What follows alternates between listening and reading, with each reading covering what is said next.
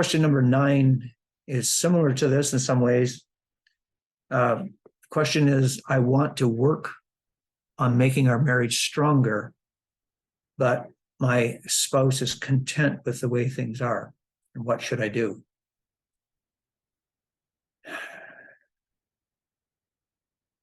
That has to be one of the most frustrating positions to be in.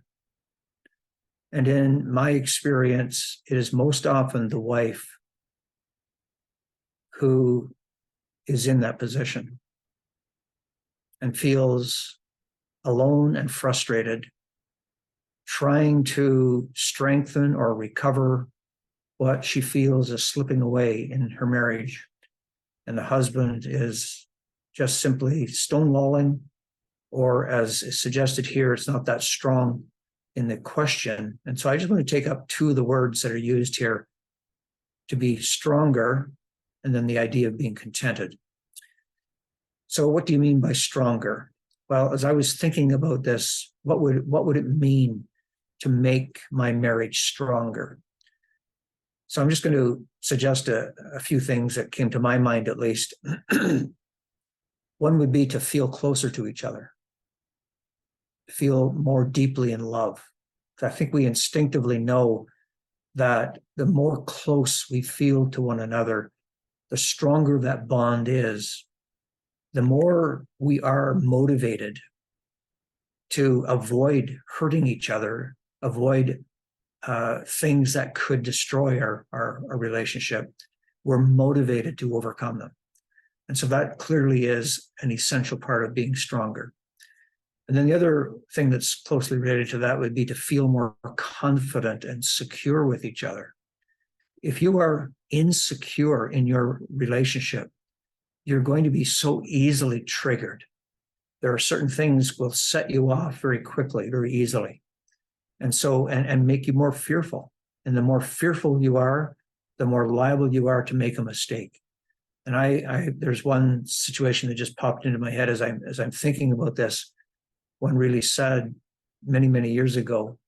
There was a husband and wife, and really, I think it was just a compounding of different stresses in life. He had lost his job. He was out of work. So they were struggling financially. And it was a tough time. And then there's this other girl. These were all believers, professing believers. And this other girl was a single girl, a bit of a loose cannon, you might say. She started hanging around the family all the time. And the husband initially thought he could help her, and started spending a lot of time talking to her, trying to help her spiritually. But unfortunately, something began to develop between them, and it ended up in an affair. And even when it blew open, they were no longer willing to back away from that entanglement, and they ended up staying together. And he ended up divorcing his wife. He ended up marrying this girl, and they continued that way. It never ever got reconciled. And so one of the things that the wife made a mistake in is that she began accusing them of having had an affair before it happened. And it didn't excuse them whatsoever, but it triggered a reaction. Well, if we're being accused of this, then we might as well do it anyway. And there's really no excuse for that kind of attitude. But I have seen this happen where what you are afraid of, you sometimes can actually trigger by your accusations and so on. And so, yes, feeling more confident, more secure with each other is a very vital part of a relationship becoming stronger. And the other thing is to work on is by resolving issues that trigger stress, that trigger disagreement in the relationship. That obviously is an intended way that God has designed that we would grow through resolving our conflicts. And another aspect of becoming stronger would be having better communication on a deeper level. And unfortunately, those of us who are men, we tend to be very poor. And I have to confess to being poor in this in my own relationship. And Becky often has to encourage me to talk more. For some reason, even though I have spent a significant part of my life in the Lord's work, helping people in trouble, counseling people and all that kind of thing, and yet I can be kind of silent and withdrawn and just kind of carrying on. And because I have these tendencies to avoid and so on. And so we have to be willing to be pulled out or dragged out of our comfort zone and not to react against our spouse who wants to make our marriage stronger. When you really think of it realistically, how could you not want your marriage to be stronger? How could you not want to be more deeply in love, to be better together? And so, yes, it is typically the wife who is striving to improve. There's a delicate balance between this drawing out, encouraging, exhorting, pleading, and nagging. And we who are men also have this unfortunate tendency: the more our wife nags, the more resistant we become. And if there's any bit of advice I would tell to wives, less is better. The more times you repeat something, it does not reinforce it. It only creates more reaction. So that's a tough thing to face. And so here's some suggestions I'm just going to make. You want to work on your marriage, but your spouse seems to be quite content and with just leaving things as they are. So what I would suggest is to be open and express your desire, express your concern, but consider how it may sound to your partner. Use what is called non-threatening language, which is, I would like to see us do this, or I would like to be able to feel closer. Like that should melt any husband's heart or any wife's heart. I would like to be closer to you. I would like our relationship to be, to be more tender and without stress. And so to use that non-threatening language rather than accusing or implying failure of some kind, unless it is a serious issue that has to be faced, or the relationship itself is at stake. But then also give opportunity to the other to warm up to the idea, and don't react in anger or hostility if the other does not respond promptly to you. And so what's the alternative if there's no response or a negative response? Now, I'm going to remind you again of that book, which I mentioned, I think last time, about the 5 love languages or 5 languages of love, because it gives a number of case studies of spouses who made this very courageous choice to not give up when a partner was cold or rejecting towards them, and the relationship appeared to be in a terminal state. And so again, I would just encourage you to get the book if you don't have it, to read those 5 languages of love, try to decipher what is yours, but also, maybe more important, try to discern your spouse's love language or languages. And then patiently, lovingly, and with a persistent faith in God, begin to pursue conveying your love, your care to your spouse in the language that you recognize that they think in and feel in. And there have been some amazing examples of spouses who, even though they were initially stonewalled and disregarded, even reacted against, but as they gradually, patiently, and lovingly continued to just manifest their care, manifest their respect, their love, their affection, and their interest in the other, it gradually broke down that resistance. and brought out a wonderful result. Now, I got thinking today of another book, and I may have mentioned it last week as well. There's another Christian counselor named Dr. Willard Harley. I think he might be actually based in Minneapolis. He has written quite a number of books on counseling, and the probably the first book he wrote, kind of his hallmark book, is called His Needs, Her Needs.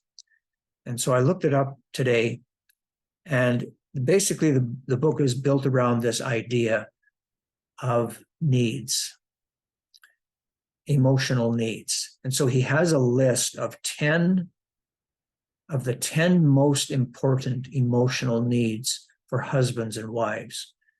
And he makes the comment, the irony is, if you go down through the list and put them in priority order of the most important to the least important, for husbands and wives, you could get an almost opposite set of priority. Now that, if that's true, that tells you why we have trouble to start with, because what may be most important to one doesn't seem to be as significant or as important to the other. And so, and this is where I'm going to bring back to this idea in the question. You know, I want to work on my marriage to make it much stronger, but my spouse is content with the way it is. So why might one be content and the other not? The answer could be found in this concept. One could be quite content simply because his or her needs are being met sufficiently by the spouse. And so he's content. He's happy. He doesn't see that there's a problem. He doesn't feel that there's a problem. While the other is not, because his or hers are not being sufficiently met. And it's especially true when it happens to be one or two of those items that are at the very top of the list of the priority of what matters most to them. And so I'm going to give you the list.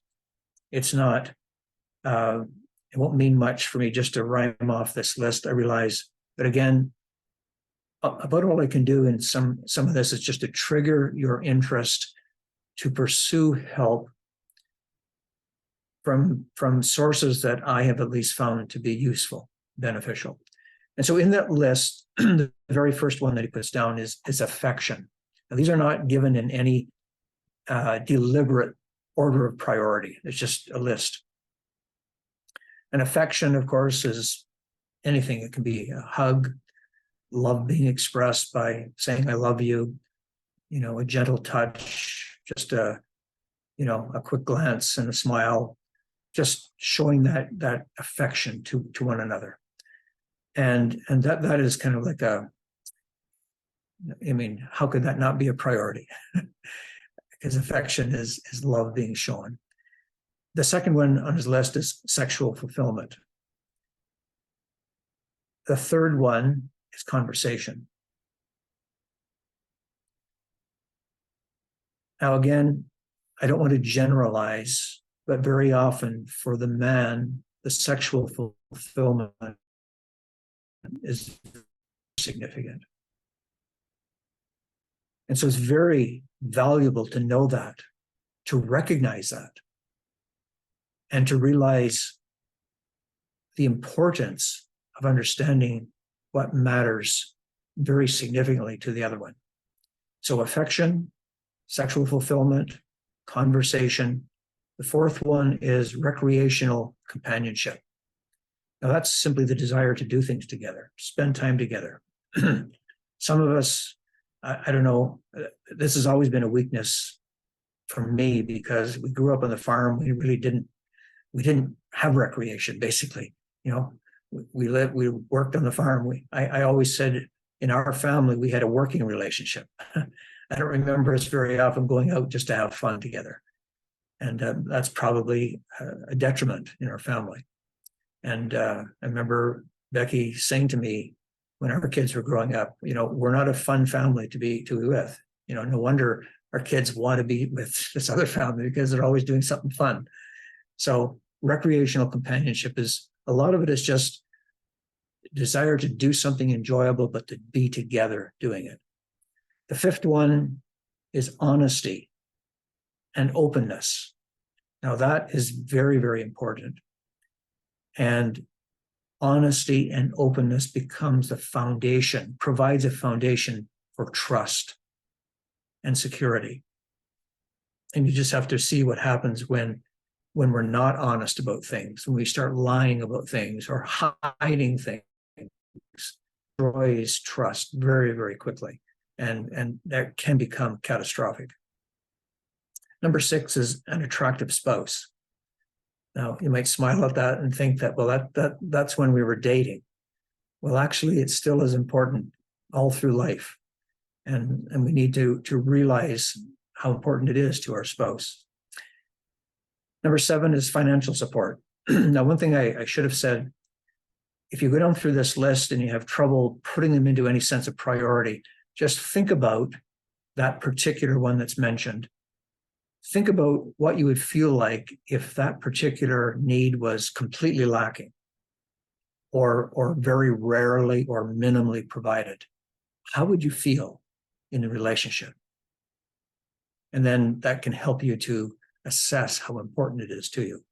So number 7, again, is financial support. Number 8 is domestic support.